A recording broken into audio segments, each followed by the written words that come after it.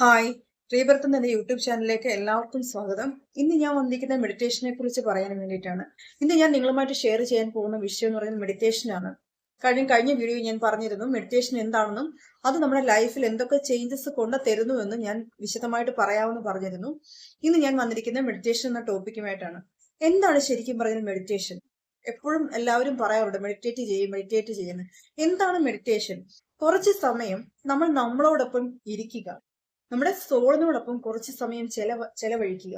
അതാണ് ശരിക്കും പറഞ്ഞാൽ മെഡിറ്റേഷൻ കൊണ്ട് അർത്ഥമാക്കുന്നത്. മെഡിറ്റേഷൻ പല രീതിയിൽ മെഡിറ്റേഷൻ ചെയ്യാം. അതാണ് ഇങ്ങനെ ചിന്മുദ്ര പിടിച്ച് നമുക്ക് ഇഷ്ടമുള്ള ഒരു പോസ്റ്ററിൽ, നമ്മളിപ്പോ ചമ്രം പടഞ്ഞിരിക്കണം എന്നില്ല, എല്ലാവർക്കും ചിലപ്പോൾ അതിനൊക്കെയുള്ള ബുദ്ധിമുട്ട് കാണും. അപ്പം നമുക്ക് ഇഷ്ടമുള്ള ഒരു പോസ്റ്ററിൽ കുറച്ച് സമയം കണ്ണുകൾ അടച്ച് നമ്മുടെ ദീർഘനിശ്വാസം ഒന്ന് വിട്ട് നമ്മുടെ ബോഡി ഒന്ന് വാമപ്പ് ചെയ്തതിന് ശേഷം നമ്മുടെ ശ്വാസത്തിൽ ശ്രദ്ധിച്ചുകൊണ്ട് ഒരു 15 മിനിറ്റ് നേരം ഇരിക്കുക. നമ്മുടെ ഉള്ളിലേക്ക് എടുക്കുന്ന ശ്വാസവും പുറത്തേക്ക് പോകുന്ന ശ്വാസത്തിലും ശ്രദ്ധിച്ചൊരു 15 മിനിറ്റ് നേരം നമ്മൾ കോൺസെൻട്രേറ്റ് ചെയ്തിരിക്കുകയാണ്. അത്തരത്തിലൊരു മെഡിറ്റേഷൻ ഞാൻ ചെയ്യാറുണ്ട്. പിന്നീട് ഒരു മെഡിറ്റേഷൻ ചെയ്യാറുണ്ട്. ഞാൻ ഒരു കുന്നിന്റെ മുകളിൽ ഇരിക്കുകയാണ്, മാമപ്പൊക്കെ ചെയ്തതിനു ശേഷം ഒരു കുന്നിന്റെ മുകളിൽ ഇരിക്കുകയാണ്. എന്റെ അടുത്തേക്ക് സൂര്യപ്രകാശം ഇങ്ങനെ വരുന്നതായിട്ടും ചിത്രശലഭങ്ങൾ ഇങ്ങനെ പാറിക്കളിച്ച് നടക്കുന്നതായിട്ടും ഒക്കെ ഞാനിങ്ങനെ ഇമാജിൻ ചെയ്ത് അത് വേറൊരു വേൾഡിലേക്ക് നമ്മൾ പോവുകയാണ്. നമ്മളൊരു യാത്ര പോകുന്ന രീതിയിൽ നമുക്ക് മെഡിറ്റേറ്റ് ചെയ്യാം, നമ്മുടെ മനസ്സിനെ ഒന്ന് കൂളാക്കി എടുക്കാൻ വേണ്ടിയിട്ട്. മെഡിറ്റേറ്റ് ചെയ്യുന്നത് വഴി നമ്മുടെ ശരീരത്തിനുണ്ടാകുന്ന ഗുണങ്ങൾ എന്തൊക്കെയാന്ന് പറഞ്ഞു കഴിഞ്ഞാൽ, നമ്മുടെ ശരീരത്തിന് വല്ലാത്തൊരു എനർജി, നമ്മുടെ ഓറ എനർജി ഉൾപ്പെടെയുള്ള എനർജീസ് ശക്തി പ്രാപിക്കും. നമുക്ക് ക്ഷീണം, തളർച്ച, ബുദ്ധിമുട്ട് ഇങ്ങനെയുള്ള യാതൊരു കാര്യങ്ങളും നമ്മളെ അലട്ടുകയില്ല. നമ്മുടെ മൈൻഡ് എപ്പോഴും ഫ്രീ ആയിരിക്കും. എന്ത് പ്രോബ്ലംസ് വന്നാലും മൈൻഡിന് അതിനെയൊക്കെ ഓവർകം ചെയ്യാനുള്ള ശക്തി മെഡിറ്റേഷനിലൂടെ നേടിയെടുക്കാവുന്നതാണ്. അതുപോലെ തന്നെ സ്ഥിരമായി മെഡിറ്റേറ്റ് ചെയ്ത് എനർജീസ് ഒക്കെ ഹൈ ആയിട്ടിരിക്കുന്ന ഒരു വ്യക്തിക്ക് അത്ഭുതകരമായ വിധം മറ്റുള്ളവർക്ക് മാർഗനിർദ്ദേശം കൊടുക്കാൻ കഴിയും. ഒരു പ്രോബ്ലം വന്നു കഴിഞ്ഞാൽ അതിനെ അത്ഭുതപ്പെടുത്തുന്ന രീതിയിൽ ആ പ്രോബ്ലത്തെ സോൾവ് ചെയ്യാനുള്ള കഴിവ് മെഡിറ്റേഷനിലൂടെ നമുക്ക് കിട്ടുന്നതാണ്. അതുപോലെ തന്നെ നമ്മൾ സ്ഥിരമായി മെഡിറ്റേഷൻ ചെയ്യുകയാണെങ്കിൽ നമ്മുടെ ചിന്തകൾക്ക് ഭയങ്കര ശക്തിയായിരിക്കും. നമ്മൾ പ്രപഞ്ചവുമായിട്ടും നമ്മുടെ സോളുമായിട്ടും വല്ലാത്തൊരു കണക്ഷനെ വരികയും ലോ ഓഫ് അട്രാക്ഷനും മാനിഫെസ്റ്റേഷനും ഒക്കെ വളരെ എളുപ്പത്തിൽ സാധ്യമാവുകയും ചെയ്യും. നമ്മൾ ആഗ്രഹിക്കുന്ന അത്രയും കാര്യങ്ങൾ ഇങ്ങനെ ഒരു ഒഴുക്ക് പോലെ നമ്മുടെ ജീവിതത്തിൽ ഇങ്ങനെ വന്നുകൊണ്ടേയിരിക്കും. അതൊരു താളത്തിലാണ് അത് വരുന്നത്. സ്ഥിരമായി മെഡിറ്റേഷൻ ചെയ്യുന്ന ഒരു വ്യക്തിക്ക് മാത്രമേ അത്തരത്തിൽ സംഭവിക്കുകയുള്ളൂ. നമ്മളിപ്പോ എവിടെങ്കിലുമൊക്കെ പോയി പല ആൾക്കാരുമായിട്ടൊക്കെ ഇടപെട്ടു, നമുക്ക് ഭയങ്കര ക്ഷീണം, തളർച്ച ഇതൊക്കെ തോന്നും. നമ്മൾ വരുന്ന സമയത്ത് വളരെ ടയേർഡ് ആയിരിക്കും. ഒന്ന് ഫ്രഷ് ആയി നമ്മൾ മെഡിറ്റേറ്റ് ചെയ്ത് കിടന്നുറങ്ങുകയാണെങ്കിൽ നമ്മുടെ മൊബൈലൊക്കെ ചാർജ് തീർന്ന് എന്താ പറയാ ചാർജിങ് ചെയ്ത ഒരു ഫീൽ ആയിരിക്കും നമ്മുടെ ബോഡിക്ക് കിട്ടുക. ഇതിനു മുമ്പത്തെ ഒരു വീഡിയോയിൽ അതിനെക്കുറിച്ച് പറയുകയുണ്ടായിട്ടുണ്ട്. നമ്മുടെ മൊബൈലൊക്കെ എങ്ങനെ ചാർജ് ചെയ്യും, അതേപോലെ തന്നെയാണ് നമ്മൾ മെഡിറ്റേഷനിലൂടെ നമ്മുടെ ബോഡിയെ ചാർജ് ചെയ്തെടുക്കുന്നത്, നമ്മുടെ മൈൻഡിനെ ചാർജ് ചെയ്തെടുക്കുന്നത്. വല്ലാത്തൊരു എക്സ്പീരിയൻസ് ആണ് അതെന്ന് പറയുന്നത്. കാരണം എന്താണ്, ലൈഫിൽ എന്തെല്ലാം പ്രശ്നങ്ങളാണ് ഒരു ദിവസം വന്നു കയറുന്നത് അല്ലെ. നമ്മൾ ആ പ്രശ്നങ്ങൾ കൊണ്ട് പലരുമായിട്ട് സംസാരിക്കുന്ന അവരുടെ പ്രോബ്ലംസ്, അങ്ങനെ നമ്മൾ കേൾക്കുന്ന വാർത്തകൾ, അങ്ങനെ അങ്ങനെ അങ്ങനെ ഒരുപാട് ഒരുപാട് പ്രോബ്ലംസ് നമ്മുടെ മനസ്സിലേക്ക് കയറിക്കൂടും. ആ കയറിക്കൂടുന്ന നമ്മുടെ മനസ്സ് വളരെ ടയേർഡായിട്ട് മാറും. അത്തരത്തിൽ ടയേർഡ് ആകുന്ന മനസ്സിനെ പുതിയ ഉണർവിലേക്ക് ഒരു പുത്തൻ എനർജി കൊടുത്ത് കൊണ്ടുവരാൻ ഈ മെഡിറ്റേഷൻ സഹായിക്കും. മെഡിറ്റേഷൻ എന്ന് പറഞ്ഞാൽ പ്രകൃതിയുമായിട്ട് ഇണങ്ങിച്ചേരുന്ന ഒരു അവസ്ഥയാണ്. കാരണം പ്രകൃതി മെഡിറ്റേറ്റ് ചെയ്യുന്ന ടൈം എന്ന് പറഞ്ഞാൽ ഒരു 3 മണി തുടങ്ങിയാണ് പ്രകൃതിയുടെ മെഡിറ്റേഷൻ ടൈം. ആ ടൈമിൽ മെഡിറ്റേറ്റ് ചെയ്യുന്ന വ്യക്തികൾക്ക് അത്ഭുതകരമായിട്ടുള്ള മാറ്റമാണ് ജീവിതത്തിൽ ഉണ്ടാകുന്നത്.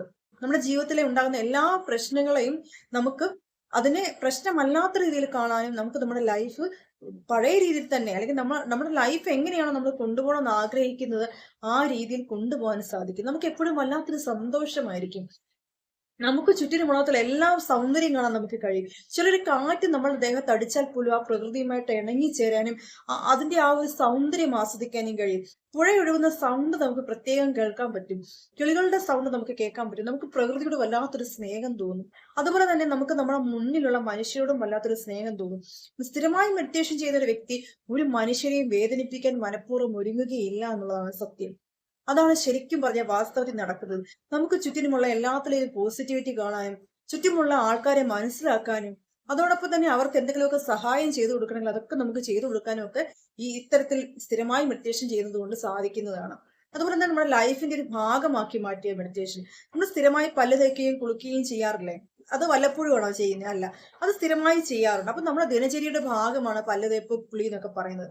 എന്ന് പറയുന്ന നമ്മളൊക്കെ നമ്മുടെ ദിനചര്യയുടെ ഭാഗമാക്കി മാറ്റുക മെഡിറ്റേഷനെ.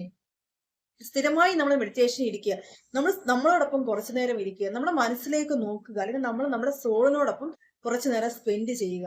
ഒരു 15 മിനിറ്റ് വരെ നമ്മൾ ചെലവഴിച്ചാൽ മതി. ആ 15 മിനിറ്റിൽ നമ്മുടെ ലൈഫിൽ തരുന്ന മാറ്റം നമുക്ക് അൺപ്രഡിക്റ്റബിൾ ആണ്. നമുക്ക് ചിന്തിക്കാൻ പോലും കഴിയില്ല.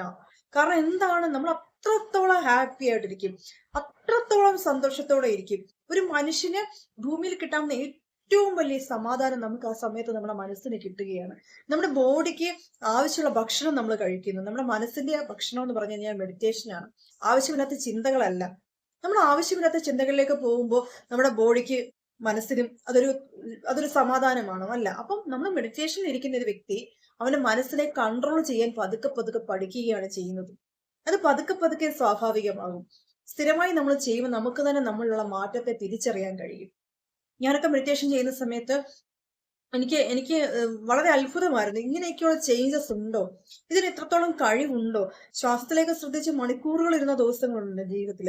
ആ മണിക്കൂറുകൾ ഇരിക്കുന്ന സമയത്ത് നമ്മുടെ ശരീരത്തിന് ഭാരമില്ലാതാവുക, നമ്മുടെ ചുറ്റിനും ഒരു വൈബ്രേഷൻ ഉണ്ടാവുക, നമുക്ക് എന്തിന്റെയൊക്കെ ഫീലിങ്സ് അറിയാൻ കഴിയുക. ഇതൊക്കെ മറ്റുള്ള സോളിന്റെ മറ്റുള്ള സോളുകൾ നമ്മളെ സമീപിക്കുന്നത് നമുക്ക് അറിയാൻ കഴിയുന്നുണ്ട്. പ്രപഞ്ചത്തിലുണ്ടാകുന്ന ഓരോ റിയാക്ഷൻസും നമുക്ക് മെഡിറ്റേഷനിലൂടെ അറിയാൻ സാധിക്കും. അത്ര സമയം മണിക്കൂറുകളൊന്നും ഇരിക്കുന്നില്ല എങ്കിൽ കൂടിയും ഒരു 15 മിനിറ്റ് വരെ നമ്മൾ നമ്മുടെ സോളിന്റെ ഒപ്പം മെഡിറ്റേഷൻ ഇരുന്ന് കഴിഞ്ഞാൽ ഉണ്ടാകുന്ന മാറ്റം, നമ്മൾ വിശ്വസിക്കുന്ന ശക്തി, ആ ശക്തി നമ്മളോട് കമ്മ്യൂണിക്കേറ്റ് ചെയ്യാൻ ആഗ്രഹിക്കുന്നുണ്ട്. നമ്മളുമായിട്ട് കമ്മ്യൂണിക്കേഷൻ ചെയ്യാൻ നമ്മളൊന്ന് ഇരുന്ന് കൊടുത്താൽ മതി. നമ്മളുമായിട്ട് കമ്മ്യൂണിക്കേഷൻ ചെയ്യുന്നത് വഴി നമുക്കുണ്ടാകുന്ന വിപത്തുകൾ, നമുക്കൊരു കാര്യത്തിൽ ഒരു തീരുമാനമെടുക്കാൻ സാധിക്കുന്നില്ല, നമുക്ക് ഒരു ഉത്തരത്തിൽ എത്തിച്ചേരാൻ സാധിക്കാത്ത കാര്യങ്ങളൊക്കെ നമുക്ക് മെഡിറ്റേഷൻ ഇരിക്കും ഉത്തരത്തിൽ കിട്ടുന്നതാണ്. ആ ഒരു ഉത്തരം നമുക്ക് കിട്ടും. ആ മെഡിറ്റേഷൻ കഴിയുന്നതോടുകൂടി നമുക്ക് അതിന്റെ ആൻസർ കിട്ടിയിരിക്കും. അതാണ് മെഡിറ്റേഷൻ കൊണ്ടുണ്ടാവുന്ന ഗുണം. നമ്മുടെ മനസ്സ് കാമാകും. അതുകൊണ്ട് തന്നെ നമുക്കൊരു പ്രശ്നങ്ങളും നമ്മളെ അലട്ടാത്ത ഒരു വിധത്തിലേക്ക് നമുക്ക് മൈൻഡ് എത്തും. നമുക്ക് ചുറ്റിനുമുള്ള എല്ലാത്തിനും സൗന്ദര്യം കാണാൻ കഴിയും. എല്ലാവരോടും സ്നേഹവും കരുണയും നമ്മളിൽ ഉണ്ടാകും. അതോടൊപ്പം തന്നെ നമ്മുടെ മാറ്റം നമ്മൾ പോലും അറിയാതെ മറ്റുള്ളവർ ഫോളോ ചെയ്ത് നമുക്ക് കാണാൻ കഴിയും. നമ്മുടെ ജോലി സ്ഥലത്തൊക്കെ നമ്മളെ ഇമിറ്റേറ്റ് ചെയ്യാൻ ഒരുപാട് പേര് ശ്രമിക്കുന്നതായിട്ട് നമുക്ക് ഫീൽ ചെയ്യും. നമ്മളൊരു കാര്യം ചെയ്തു കഴിഞ്ഞാൽ ആ കാര്യം വീണ്ടും മറ്റുള്ളവർ ആവർത്തിക്കാൻ ശ്രമിക്കുന്നത് നമുക്ക് ഫീൽ ചെയ്യാൻ കഴിയും. അതെന്ന് വെച്ച് കഴിഞ്ഞാൽ നമ്മൾ ആരെയും മാറ്റാൻ നിൽക്കണ്ട. നമ്മുടെ മാറ്റം കണ്ടിട്ട് നമ്മുടെ പാതയിലേക്ക് വരാൻ ഒരുപാട് പേര് നമുക്ക് ചുറ്റിനും റെഡി ആകുന്നത് നമുക്ക് കാണാൻ കഴിയും. ശരിക്കും പറഞ്ഞു കഴിഞ്ഞാൽ ഇതൊക്കെ അനുഭവിച്ചറിയേണ്ട ഒരു കാര്യങ്ങളാണ്. എന്റെ ജീവിതത്തിൽ ഇതൊക്കെ എന്റെ എക്സ്പെരിമെന്റുകളാണ്. ഞാൻ ഡേ ടു ഡേ ലൈഫിൽ ഇതൊക്കെ അനുഭവിച്ചറിഞ്ഞുകൊണ്ടിരിക്കുന്ന ഒരു കാര്യമാണ്. ഞാൻ മെഡിറ്റേഷനിലേക്ക് വരുന്ന സമയത്ത് എനിക്ക് ഭ്രാന്താണ്, വട്ടാണെന്നൊക്കെ പറഞ്ഞ ഒരുപാട് പേരുണ്ട്. എന്റെ വീടിനകത്തും അത്തരത്തിലുള്ള ആൾക്കാരുണ്ട്. ഇത് വെറും ഭ്രാന്താണ്, ഇത് ഇങ്ങനെയൊന്നും ഇല്ല എന്ന് പറഞ്ഞവരുണ്ട്. പക്ഷെ അവര് പോലും ഇപ്പൊ മാറി ചിന്തിക്കുന്നുണ്ട്. പല കാര്യങ്ങളും ഞാൻ തീരുമാനം എടുക്കുന്ന കണ്ട് എന്റെ കൊളീഗ്സ് ഒക്കെ ചോദിക്കും, നിനക്ക് എങ്ങനെ ഇങ്ങനെ സംസാരിക്കാൻ കഴിയുന്നു? നമ്മളെ മറ്റുള്ളവരോട്ട് ശത്രുക്കളായിട്ട് കണ്ടാൽ, നമ്മളെ ഒരു വ്യക്തി ശത്രുവായിട്ട് കണ്ടാൽ അത് നമുക്ക് മനസ്സിലായാൽ കൂടി ആ വ്യക്തിയോട് നമുക്ക് ദേഷ്യം തോന്നത്തില്ല.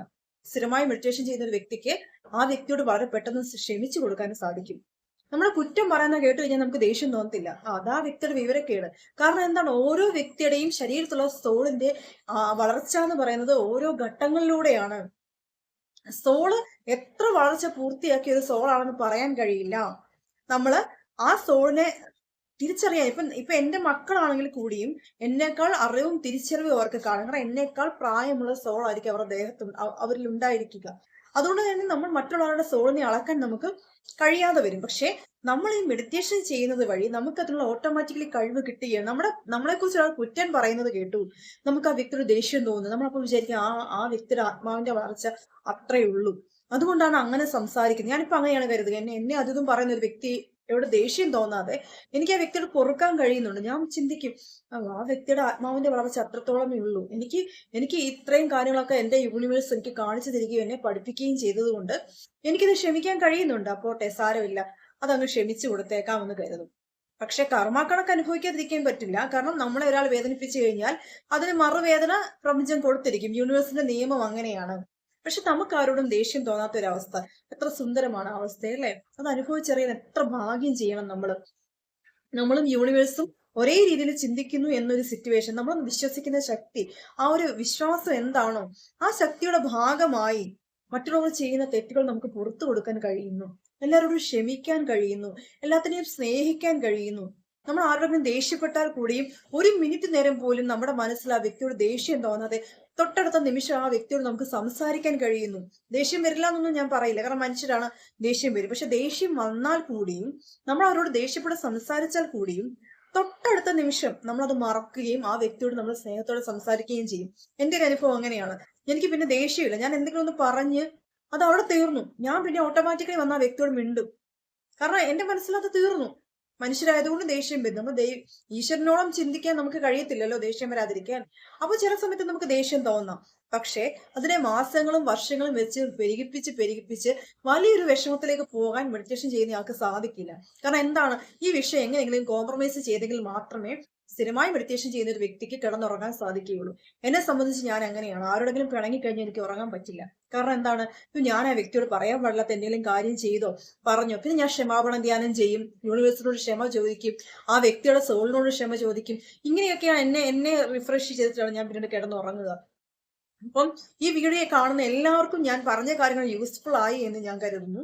എനിക്കൊരു വാട്സപ്പ് കമ്മ്യൂണിറ്റി ഉണ്ട്, ഒരു വാട്സപ്പ് ഗ്രൂപ്പ് ഉണ്ട്. കുറച്ച് പേരുണ്ട് അതിനകത്ത്. പോസിറ്റീവായിട്ട് ചിന്തിക്കുകയും പോസിറ്റീവായിട്ട് ഉള്ള ഒരുപാട് കാര്യങ്ങൾ ഷെയർ ചെയ്യുകയും ചെയ്യുന്ന ഒരു ഗ്രൂപ്പാണ്.